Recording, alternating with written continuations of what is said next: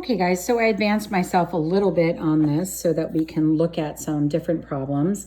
We now are looking at a radical that needs to be simplified, but it's a little bit different than the one before because this one has a coefficient of 10 on it. Now, remember, a radical creates a radicand that's a group. It's an operational group, right? So what we have to be mindful of is even though there's not a big multiplication symbol there, you understand that this is the same as having like 10b or some other group there. So it's multiplication that's happening between them. Now, how do we approach this? You're going to basically focus on simplifying this and maybe not pay so much mind to this numerical coefficient right there. So we're just going to put that number on the outside so we don't forget it. And we're going to look at the number first, the coefficient of the radicand. So we have 45. So that's going to be 9. That's the largest perfect square in there. And you know I love to underline those perfect squares so they pop. So 9 times 5. Now I have an even exponent, which means that that is also a perfect square.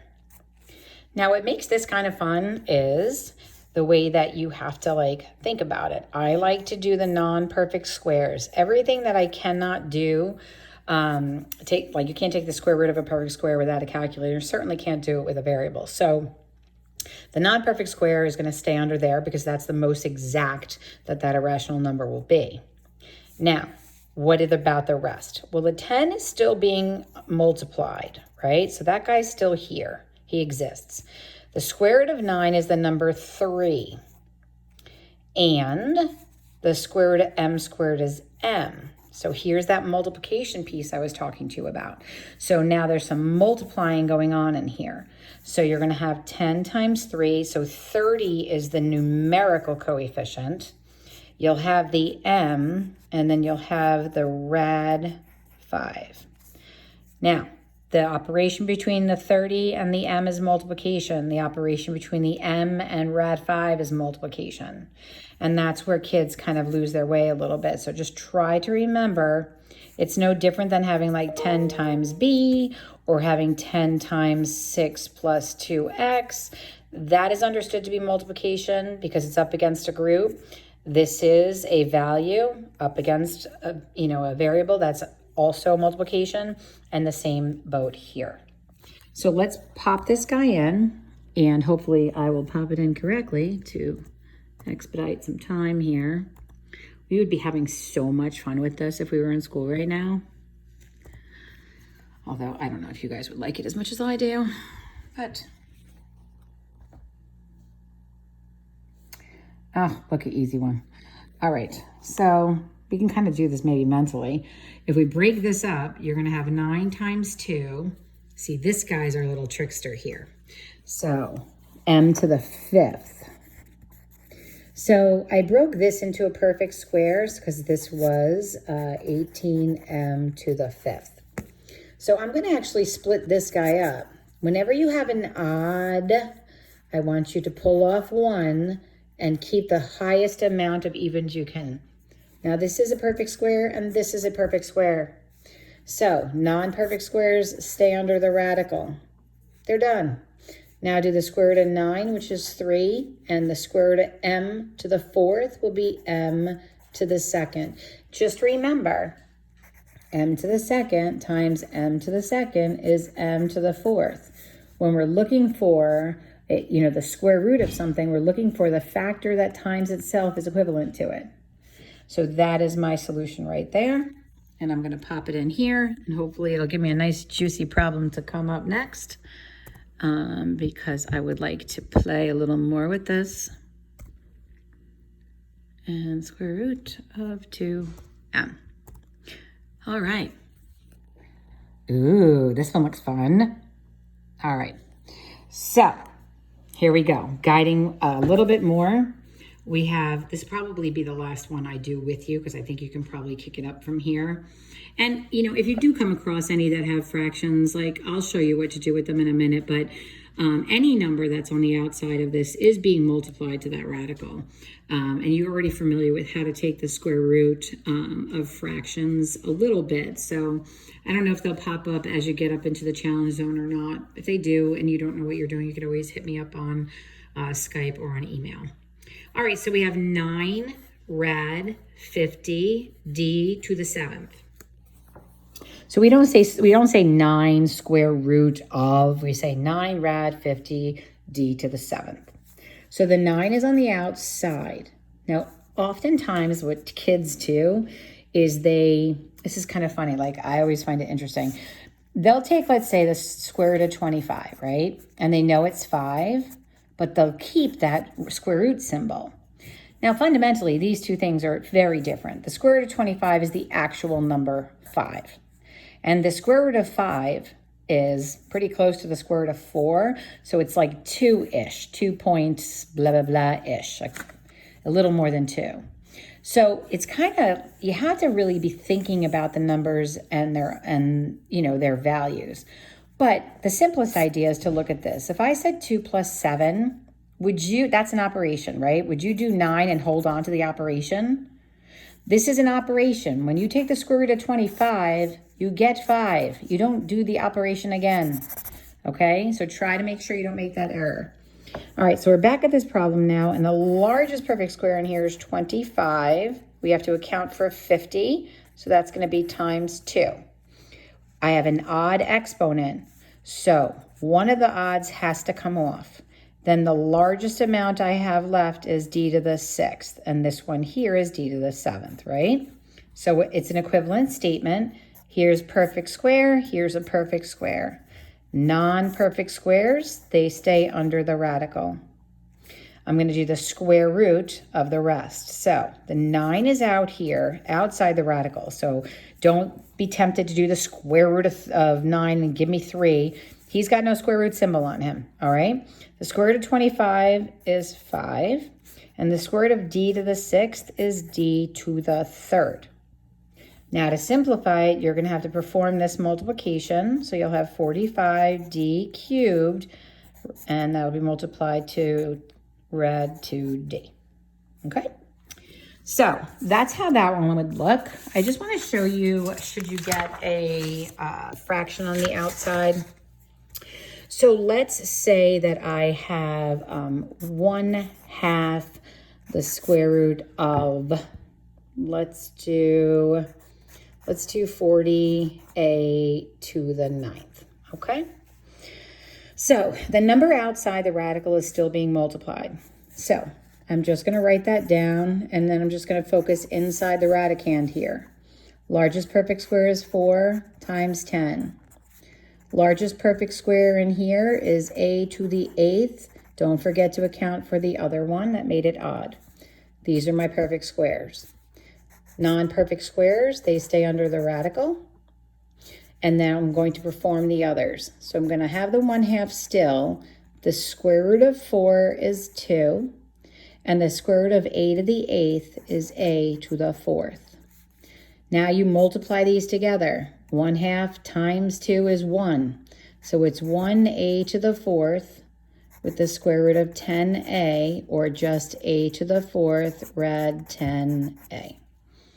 Okay, so that's pretty much what you're going to look at there. And then I think you guys will cruise through that a little bit. So I'm trying to get you thinking a little bit ahead on just multiplying radical expressions. So I think we can add this on. I think that you'll do okay here. So let me just introduce this concept to you. So if we're going to multiply radicals together, this is kind of what you saw on your delta math. In delta math, you saw it looking like this, rad 3 times rad 5. And then in what I showed you, you had rad 3 times 5. And I told you they were equivalent, and they are. So basically what ends up happening is radicands get multiplied together. So 3 times 5, that gives you rad 15, okay? So it's about as basic as you can think. It's going to be just simply rad 15. When you get to more difficult ones, you'll start to see you'll have to simplify a little bit. Sometimes what they like to do is give you the square root of a number squared. Now, what do you think about that right there? And what does that look like to you? This is the square root, and that's the squaring. So when you have squaring and square rooting, which you probably remember from your work with quadratic formulas, right? So when we had something squared, like if you were here, let's just say, and you had x squared was equal to 10, didn't you use the square root symbol here to undo squaring? So if the square root undoes squaring, then squaring undoes the square root. And if you don't see it that way, you can just do the multiplication out. So you can do rad 5 times rad 5, which is rad 25. And rad 25 is a perfect square, so it's 5. So if you need to do this whole process, you can. But anytime you see a squaring and a square rooting of the same radicand, they're going to be undoing each other.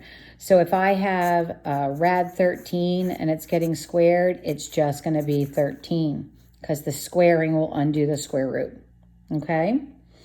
Then you start to get to a little bit more complicated ones where the radicands being multiplied together might need to be simplified more. So, for example, if you look here and you have a rad 6 times rad 3. So rad 6 times rad 3 will be rad 6 times rad 3 is going to be rad 18. Now, you can't leave that like that. It has to be simplified. So you're going to do the square root, and you're going to find the largest perfect square, leave the non-perfect square under the radical, and perform the other. And hopefully, you know, you're starting to pick up some pace on this, and you're feeling a little more confident. And then look how fun this is. See, now we're having a good time. Let's take a look at this. So we've got 6t to the 4th, u to the 5th, and that's going to be multiplied by 5u squared. Love it. All right. Radicand gets multiplied to radicand, okay? So numerically first, 6 times 5 is 30, okay? T to the 4th, I only have that. U to the 5th times U to the 2nd. Guys, that's having 1, 2, 3, 4, 5 U's and then 2 more U's. So it's keep the base, add the exponents. Now, there is no perfect square in 30. This is a perfect square though. We'll have to drop off this odd guy here. Sorry, it's supposed to be a U. We'll have to drop him off and then use u to the 6th. So those are your two perfect squares. So you have t to the 2nd, u cubed, and leave the non-perfect squares under the radicals. Numbers should always be placed in front of letters, okay? So take a look at that for a second while I input it in over here. So we have t squared and u, sorry, I just don't want to make you dizzy looking at it over and over again. U to the 3rd, and then we'll have our square root, and it's 30u. Okay. All right. Okay, so look at this guy. He's fun too. All right, so we have rad 15 times x to the 5th, and then we have rad 3x. So these are radicands. Under the radicals are radicands. So that's going to be, the product is 45. This is 1, guys. So it's, if you had 5 here and you have this one, you have 6. Okay? So we have 9 is the largest perfect square times 5. X to the 6th is even, so that's a perfect square. So we'll leave the non-perfect squares under the radical. Square root of 9 is 3. Square root of x to the 6 is x to the 3rd. All right? Now, I'm just going to show you here, which is probably going to happen in a little bit. Like right now, the SMART score is up to like 49. But I think what you're going to come to see is that you have coefficients on these. So without having to stop and do another video, I just want to show you something. Should you end up with something that looks like this? So if you get 3 times, let's say, 5x to the second, and that gets multiplied by 6 square root of 3x to the 9th. Okay, so let's just look at this for a second. I already explained to you that radicands get multiplied together, but let's think about commutative property here.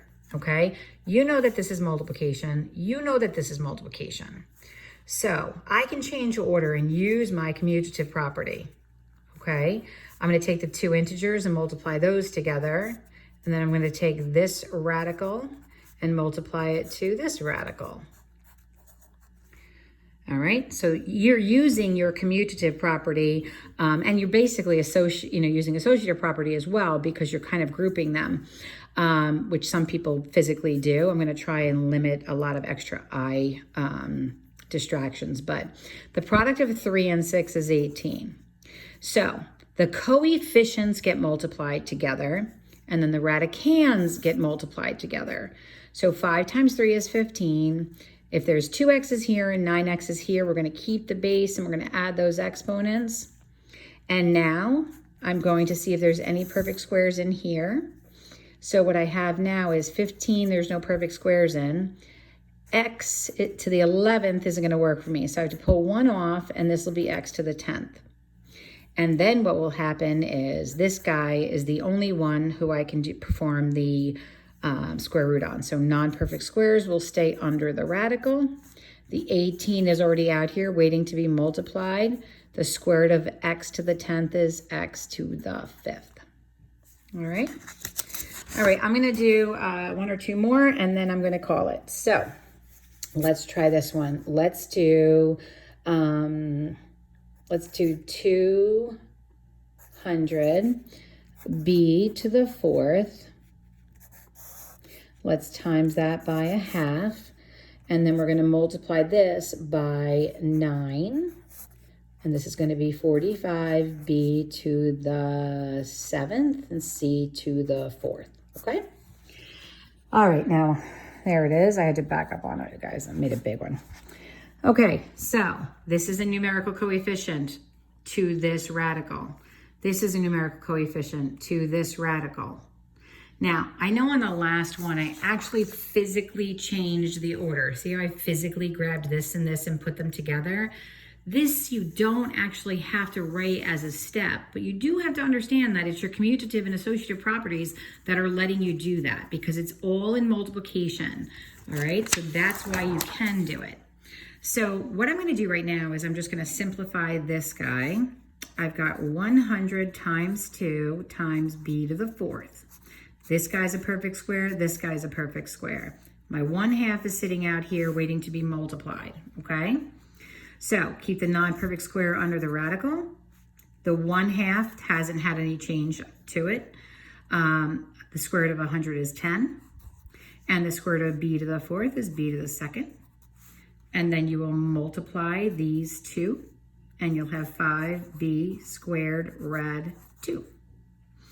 And then on this one, you will have the 9 on the outside, and you will break this, and you will have 9 times 5, and this will be b to the 6th, b, and this will be c to the 4th.